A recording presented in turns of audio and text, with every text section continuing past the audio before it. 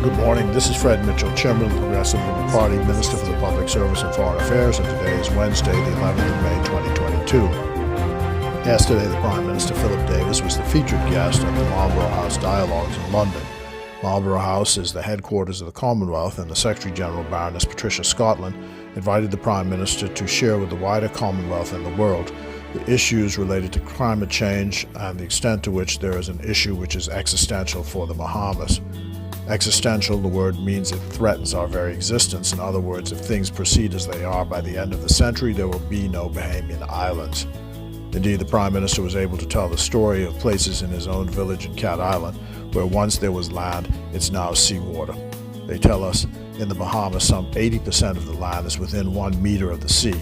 That means that sea level rise is a clear and present danger, so this is not far-fetched as a problem, and the younger ones amongst us won't even be able to say it doesn't affect them.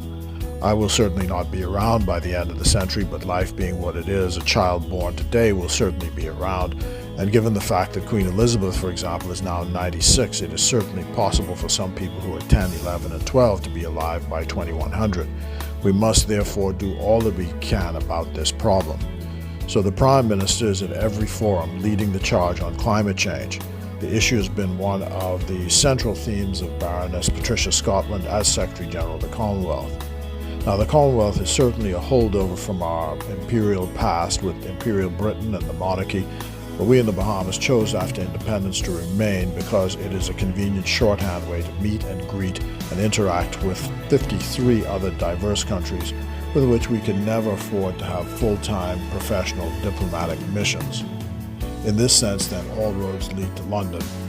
But it must be clear that the Commonwealth and its efficacy must not be seen as a tool of the British or as the bailiwick of those on the developed side of the equation.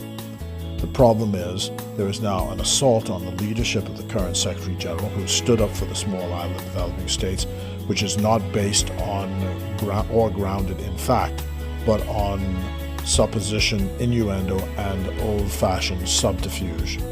The first and only woman Secretary-General, and all her predecessors were male, got 2 terms.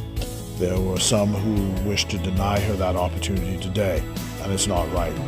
The Bahamas Prime Minister stood by Baroness Patricia Scotland and has urged his colleagues, fellow Prime Minister, to allow her to serve out a 2nd term.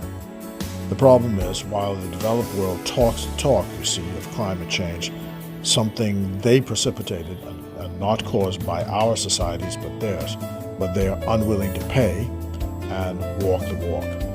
In the Bahamas, we say, and we tell them, talk is cheap, but money buys land.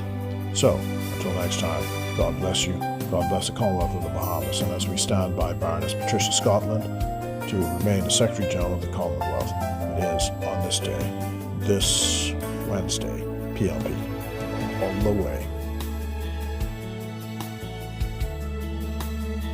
Right now, we're facing a man-made disaster of global scale, our greatest threat in thousands of years, climate change.